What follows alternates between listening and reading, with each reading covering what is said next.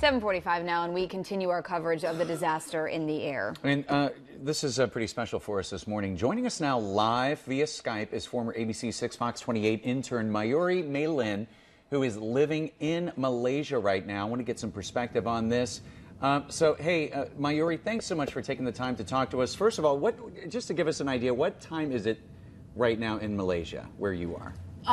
It's exactly 10 to 7 right now at night. At night, yes. Okay. So big time difference there. So thanks for talking to us this morning. Yeah. When it comes just overall, with all of the incidents that have happened with Malaysia Airlines based out of there, what's the general mood? Are people afraid to travel right now?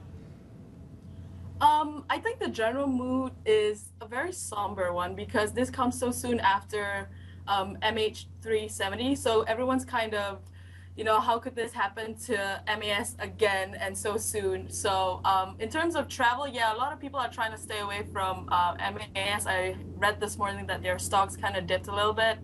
But in general, I think it's just a general sadness that, we've lost 40 or so Malaysians. So it's very sad.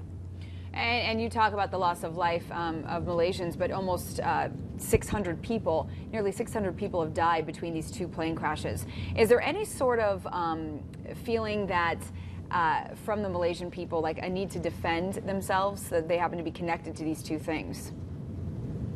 I don't see it as a need to protect themselves, because it's more of just, at this point, it's very different than when it was MH17, because back then, everyone was looking to the airlines, they were looking at the pilot, and it was centered a lot around the airline, but this time it's centered more on the conflict in Ukraine and stuff like that. So people are getting very protective, actually, of the Malaysians, the airlines, and all the Malaysians that are involved in this case.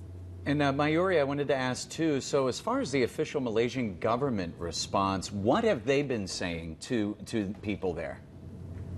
Well, I just actually watched the press conference, which was, I think, about a couple of hours ago, and they're basically being very general about it. They're not giving very much confirmation, and if I believe, I may be wrong about this, but I don't think they've released a list of passengers that were on board. So in terms of the family who were there, they're pretty upset because they want to know the passenger manifest and stuff like that. But I want to say it's pretty non-committal, but it's also understandable because you don't want to release information that may not be true. Sure. But the government is giving a lot of support to family members and friends, and I know they're flying a special team out to Amsterdam to provide additional support. So it's a very supportive, but unfortunately we don't really have very much information for the families itself. Mayuri Mei Lin, thank you so much for speaking with us today or tonight where you are, and we do wish you well. We'll talk to you soon.